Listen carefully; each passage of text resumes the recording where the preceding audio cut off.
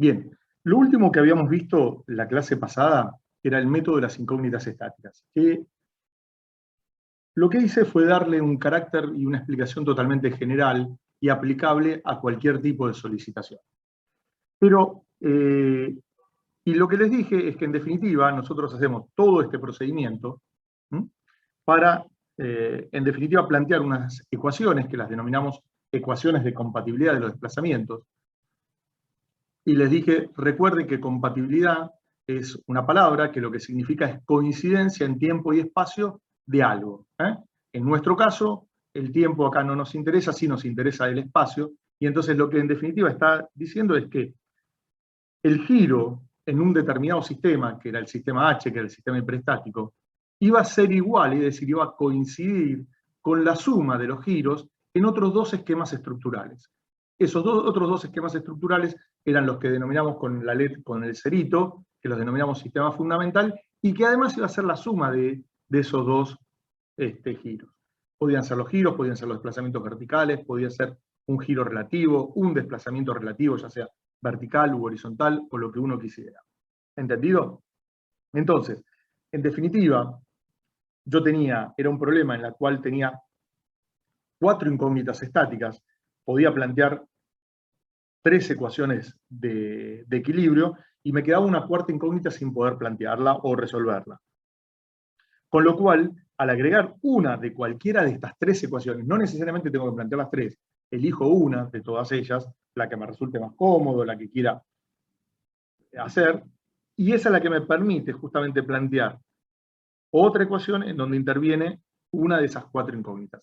Entonces, más esta ecuación de compatibilidad de los desplazamientos, más la cantidad de ecuaciones de equilibrio que proporciona la estática, con eso resolvíamos nuestro problema. Ahora, todo esto, en definitiva, reducía a poder conocer cómo era el cálculo de estos desplazamientos.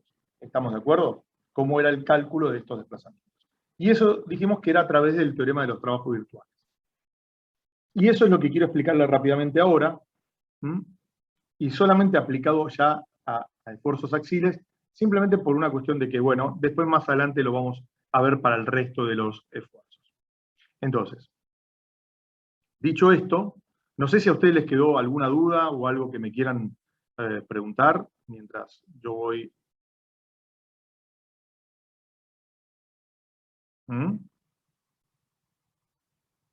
No sé si les quedó alguna duda del método.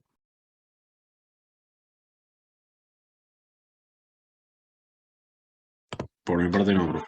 Bueno, perfecto, entonces. El resto, no hay ningún problema, si ahora no me quieren preguntar y me preguntan después. Así que...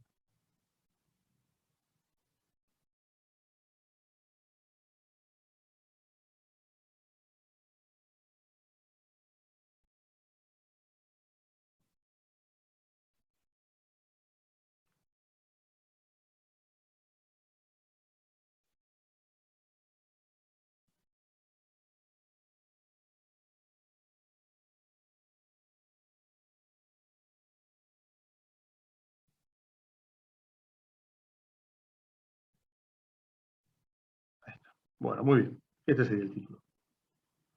A ver, todo esto parte de la siguiente equivalencia. Parte que el trabajo de las fuerzas exteriores es igual a algo que denominamos energía interna de deformación. W es trabajo de las fuerzas exteriores. Y U es energía interna de deformación.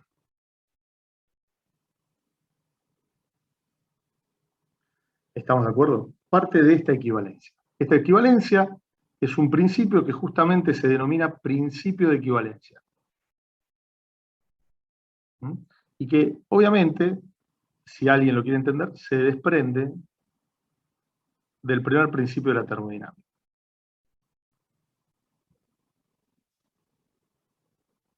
Nosotros no vamos a entrar mucho, por lo menos por ahora, en todo el desarrollo de esto, porque después ustedes lo van a ver en estabilidad 3. Entonces, pero sí lo que queremos es, bueno, brindarles una primera aproximación para saber, a diferencia de lo que vimos en estabilidad 1, que veíamos el teorema de los desplazamientos virtuales aplicados a cuerpos rígidos, en donde lo que teníamos era que el trabajo de las fuerzas exteriores terminaba siendo igual a 0 porque no existía energía interna de deformación, y ahora, en cambio, lo que sí tenemos acá es energía interna de deformación. Y ahora lo vamos a aplicar a solicitación axial. Entonces, fijémonos lo siguiente. Imaginemos por un momento que tenemos de vuelta nuestra barrita empotrada y libre en un extremo.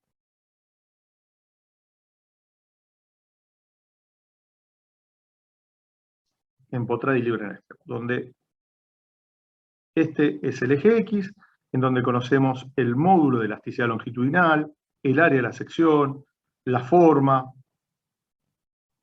Es decir, desde el punto de vista mecánico y geométrico conocemos, no hay ningún problema. Y vamos a suponer que le aplicamos una fuercita en P, en el extremo libre. Vamos a llamar a esto como el extremo A, al extremo libre lo vamos a llamar B, y le aplicamos en B una fuerza P. Como consecuencia de esto, ¿qué es lo que va a pasar? Bueno, como consecuencia de esto, lo que va a terminar pasando es que esto se va a deformar. Se va a terminar alargando particularmente. Entonces, cuando se termina alargando, esto en definitiva pasará a ocupar esta posición. Y la fuerza P pasará a ocupar esto de acá. A este desplazamiento lo voy a denominar U sub L, que es el desplazamiento de la dirección X en el punto X igual a L. ¿Entendido? Si yo me paro en otro punto, por ejemplo, como este de acá, el desplazamiento de eso será el desplazamiento de U cuando X es igual a X asterisco, siendo esta distancia X asterisco. Simplemente es eso. Y esto lo podré llamar U de X asterisco. Bueno, muy bien. Entonces, el trabajo de las fuerzas exteriores es el trabajo que realiza P en ese desplazamiento. Pero la energía interna de deformación, ¿qué es? Bueno, a ver, imaginemos por un momento que yo tomo este diferencial de longitud. Diferencial X. ¿Estamos de acuerdo? Y como consecuencia de este diferencial de longitud, ahora hago un zoom de eso y me encuentro con esto.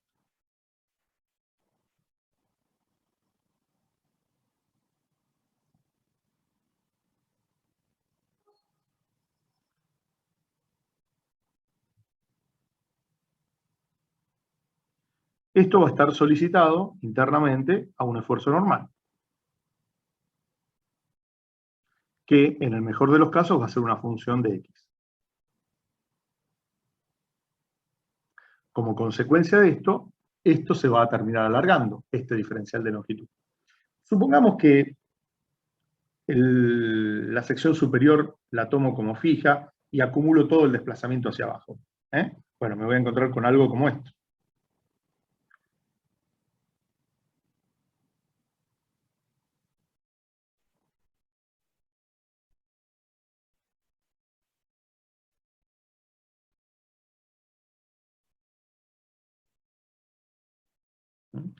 Donde, de vuelta,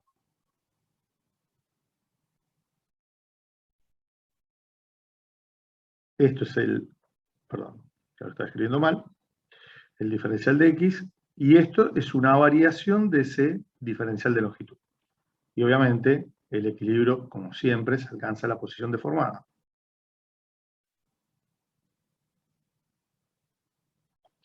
¿Entendido? Bueno. Ahora, veamos lo siguiente. Si yo tengo, por un lado, a ver, vamos a ver si lo puedo escribir acá. Yo voy a tener que la longitud inicial de esto era diferencial de X. La longitud final de esto era diferencial de X más un delta diferencial de X. Por lo tanto, la variación de longitud, que es la longitud final menos la longitud inicial, es igual a diferencial de x más el delta diferencial de x menos el diferencial de x. Es decir, es el delta diferencial de x. Y si a la variación de longitud la divido por la longitud inicial, voy a tener que es el delta diferencial de x dividido el diferencial de x. Y esto es lo que se denomina deformación específica longitudinal. Ahora bien, si yo el diferencial de x lo tomo igual a 1, es decir, lo tomo unitario, voy a tener que epsilon x es igual al delta diferencial de x, en forma numérica, obviamente. Muy bien. Y esto vamos a tenerlo ahí guardadito unos minutos. Bueno, muy bien. Ahora, veamos lo siguiente.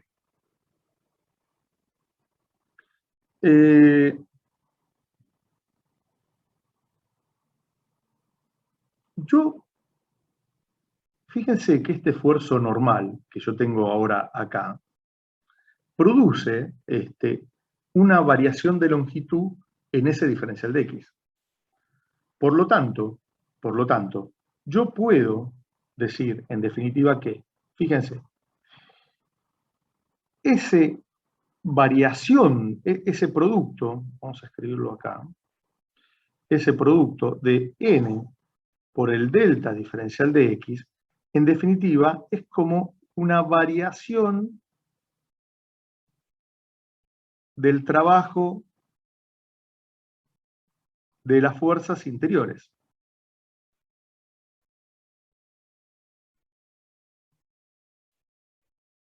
¿Entendido? ¿Sí? Y fíjense lo siguiente. Fíjense en definitiva lo siguiente. N, ¿a qué es igual? Es igual a la tensión sigma x, que puede ser, vamos a ponerle acá, un n en función de x. Es igual al sigma x, que es una función de x, por el área, que en el caso más general podría ser una función de x. Y a su vez, el delta diferencial de x es igual a ¿qué? Es igual al epsilon x por el diferencial de x. ¿Mm? ¿Estamos de acuerdo?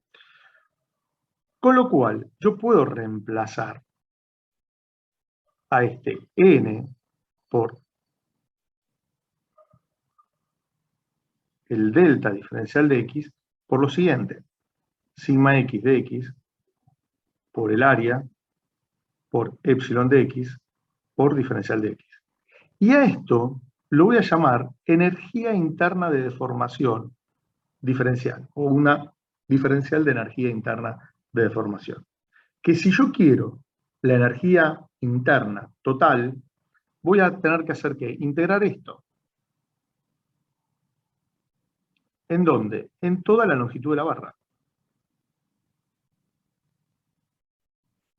¿Sí?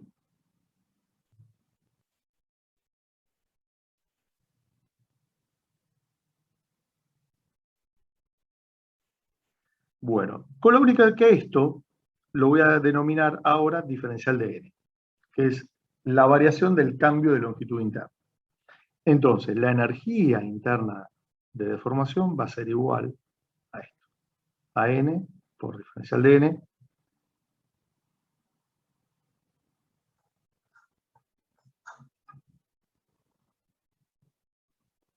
por el área, por la deformación específica longitudinal, por diferencial de x. Entonces, en definitiva, todo va a coincidir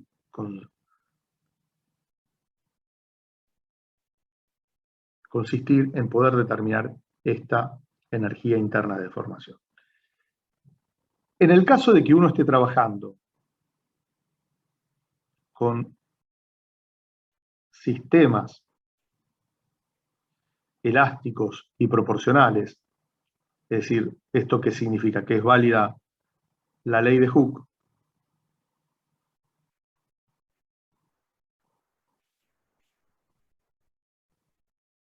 El diferencial de n es igual al esfuerzo normal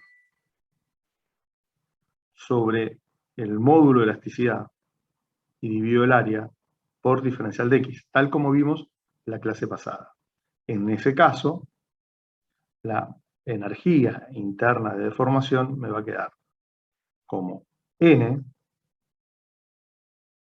por n de x sobre e por a. Todo esto extendido a toda la longitud de la barra.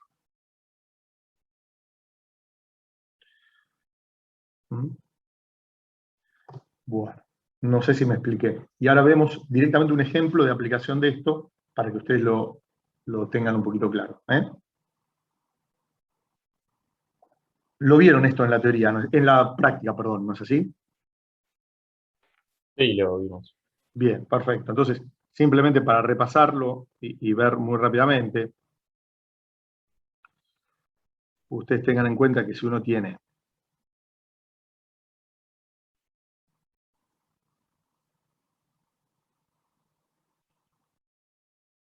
una estructura como esta, y en un determinado lugar yo tengo acá una carguita P, ¿sí? Y asumo que este es el eje X de la barra. Bueno, esta estructura, uno podría decir, bueno,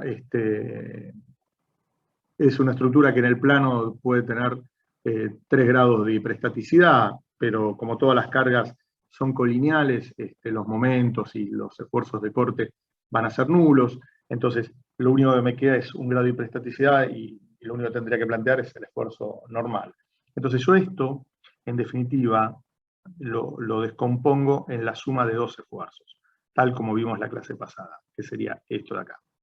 Por un lado,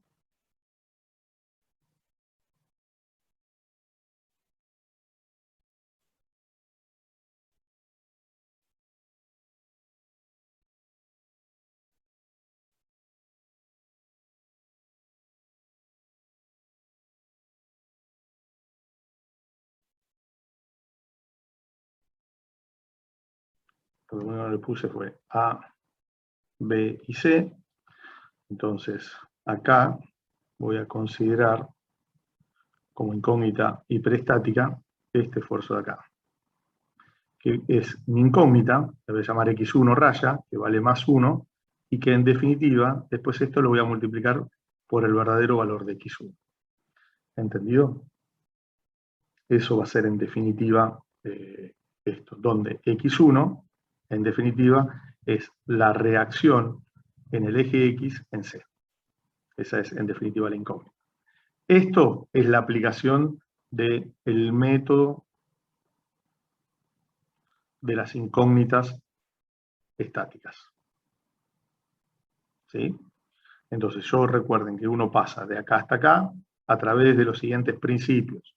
A través de los siguientes principios. Paso a través del principio de las reacciones vinculares, más el principio de acción y de reacción, y el principio de superposición de efectos. Yo paso de un lado al otro a través de todos esos. Y después lo único que me falta ahora es plantear la ecuación de compatibilidad de los desplazamientos. Y la ecuación de compatibilidad de los desplazamientos lo que me dice es que el desplazamiento en C, en el sistema hiperestático, debido a la causa P, va a ser igual al desplazamiento en el sistema fundamental en C, debido a P, más el desplazamiento en el sistema fundamental en C, debido a x1 raya por el verdadero valor de x1. Y esta es nuestra ecuación de compatibilidad.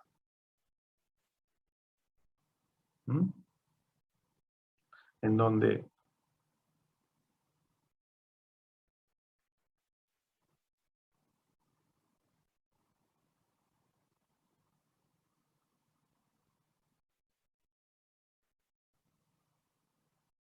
¿sí? En donde estos son los 2 desplazamientos que uno tiene que determinar.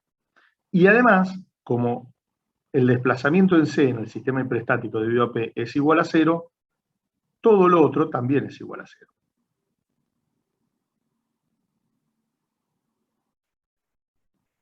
¿Quedó claro? ¿Me expliqué, chicos, hasta acá? Entonces, lo que en definitiva tengo que hacer es calcular estos 2 desplazamientos. ¿Lo vieron eso en la práctica? ¿Les quedó alguna duda? Si no, los repaso. Si no, simplemente con esto ya en definitiva estaríamos con este tema. Si no, lo vemos. Pero si tienen alguna duda, me dicen y lo calculamos, como para saberlos cómo hacer.